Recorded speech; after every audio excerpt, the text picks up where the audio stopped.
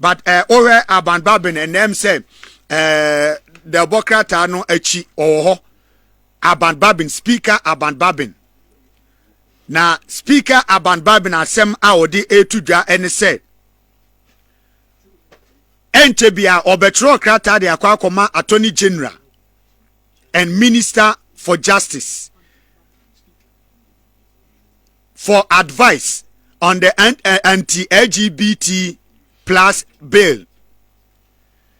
Sam Raya eka wansimi obekaya. Mrasebejafuo bi e o mrasebejafie Sam George eka ho bi. Other ministers eno omo keka omo etambo ani eno omo decide ye say wose samra ye nya mra bi a ebetimi aboye ho ban said de be ya LGBT said de nkrofo ahyase womo marketing afi womo promote no emma me ye say ebeduru mrebi na Ghana nkora nyina enso di atum so eye etie nkonko ebi nyansunsanso obenti yempemra na yensi saafo no ho kwan wo ma eninam epeso womo advertise bo hu dawuro e de kire nkrofo no etu womo tu sa na mo no ya womo ayemra our friend say family values bill e de akwa akotumra sebejafie na mra no ko ya pe amra sebejafo wi omu die nyina na o se nka mampanyini sign no ena mampanyi lawyer na nasanti bedi atuo sa abre no e de krata akoma speaker se da bi mra no kra de mo mfensi ho na wate se nkrofo bi court e wo ho enti se o de ba contempt enti yentwen ma court nteki ni decision no enwie kwaya apotwen kakra nanso parliament entimi amfa mra no ankwa ankoma president then na danko akufuado kopim say yeto aba wieye em say 30th December mu obabi e na court e make decision a say omo idea asem ne ba court ni nyina abo asem na tuogu ne chise mra no eda ho a ebetimi atu ho anamon yantu ho anamon kopim say na anu ye President John Dramani Mahama ebetena akunya so na obetena akunya so na okohia Catholic Bishop Conference na woni Roma asofo ebo nkomo na ne nkomo bom no e na odi tudwa se samra na omo ye ne family values bill no awu esanse age parliament no na ye ho adwuma na age parliament no eye ho adwuma no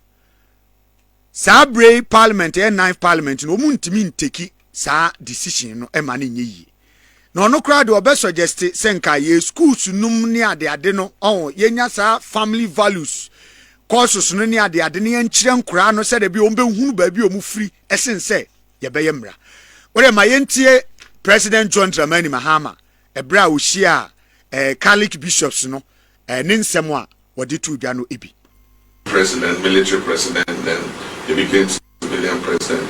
The first time the transition from one party to another took place, I had been Minister of Communications at the time, and I know what happened. So it looks like it's become a tradition that is continuing to, happen. And so we need to see how we can arrest the situation. So we'll take note of that, and I think that together we can find a solution to it. I've appealed several times to people to, act differently and not do the same things that happened before, because the people of Ghana repose a certain confidence in us that we will do things differently.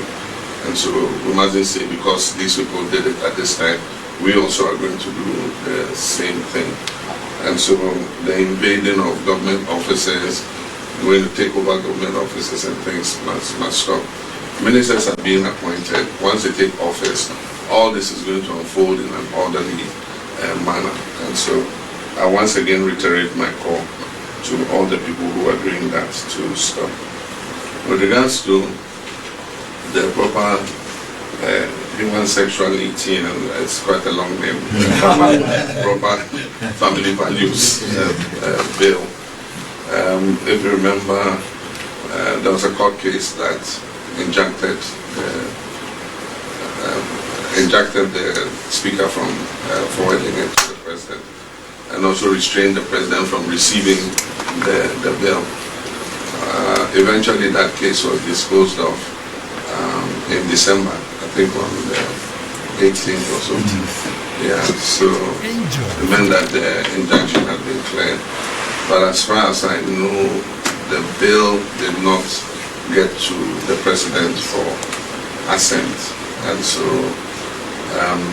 the convention is that all bills that are not assented to before the expiration of the life of Parliament expire. And so that bill effectively is dead, it has expired. I don't know what the promoters of the bill intend to do, but I do think that we should have a conversation on it again so that all of us, if we decide to move that bill forward, move it forward with a consensus. And probably it shouldn't be a private member's bill, it probably should be a government bill with governments behind it after consultation with all the stakeholders to see how we're able to move this forward. But it leads us back to the discussion we had that if we're teaching our values in school, we won't need to pass a bill to enforce, our family values. And that's why I think more than even the family values bill is us agreeing on a curriculum that inculcates these values into our children as they're growing up, so that we don't need to legislate it. And so we'll see how all this goes. And so I'm looking forward to this review conference so that we can come to some consensus on some of these issues. But I wish to thank you very much for the thoughts that you have expressed. All right, so President John Dramani Mahama enono ebra ushia the Catholic bishops no this answer me too, but and the Speaker of Parliament Alban Bagbin Cote d'Ivoire, or Speaker Bagbin has announced his intention to write to the new Attorney General and Minister of Justice for advice on the anti-LGBTQ plus bill. Addressing members of the Ghanaian community in Cote d'Ivoire on January 26, 2025, Bagbin emphasized the importance of the bill, which was previously passed by Parliament but not assented to by former President Nana Addo Dankwa Akufo-Addo, a decision he deemed unconstitutional. The LGBT plus bill was passed by Parliament. The former president refused to assent to it, which was unconstitutional. There is no law allowing the president to refuse or fail to assent to a bill passed by Parliament. Parliament is the authority for passing law, not any other person, not the president. That decision was wrong, and all of you punish him for that, Bagbin stated. He expressed his determination to ensure the bill is passed this year, highlighting its significance. So, Speaker Bagbin ene say, or say, bill na ye kan ho asem sesi e no. Eye parliament adwuma ne so no ne be pass sa bill na ye kan. Enye obia, enye mampani, enye ene institution. Enti omo aye omo adwuma, omo pass awie. Enti oba betro krata de akwa command the new Attorney General ban lawyer panyin foforo aba no. Se onye nhihye no omo sende embra no sense onu gidi se omo aye embra na wie a eni ho kwan se obi ade ne nsaka na ose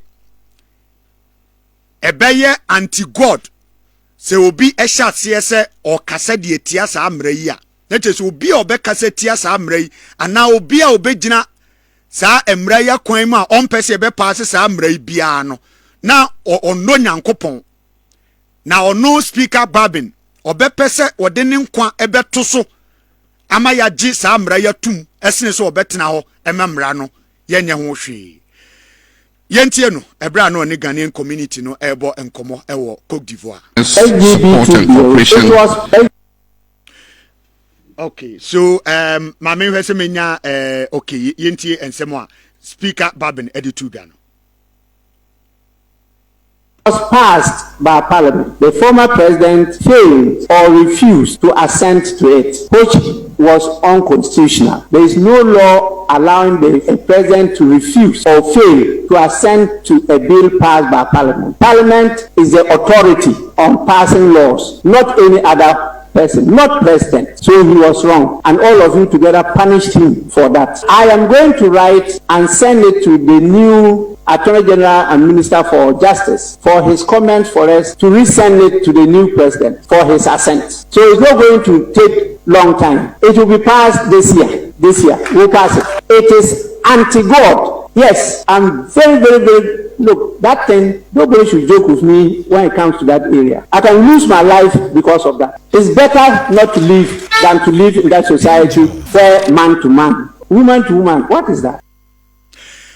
All right, so we a speaker, Right Honorable Alban Bagbin, and one Ghanaian community one more Cote d'Ivoire and as Ivory Coast Koma or this answer we say to say it is anti-God.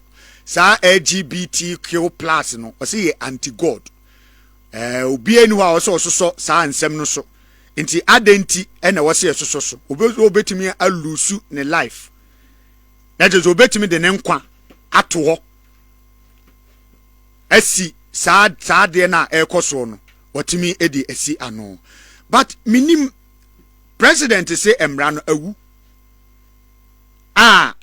yentimi mfa enya adwuma biem gise yebeye kra yebeye no foforo ne yebeye enye private member bill na emom ebeye aban o say no de ebe boa ma yenya some broader consultation sinini ade ye no beboa ma atimi inform am atimi ayemrani no kra de ogidi say sa family values na ye ka ho asem say ye de sha say o ye schools mu nom ne ade na say ye de kire ye ma ne hu hia say ye be ye mra bia de afasa ene ma no ehu legally emra no awu ana say speaker betimi anyane no said ye okosi this year according to speaker this year be pass emra no ekwan be na speaker be fa so a obema ya pass sa mra this year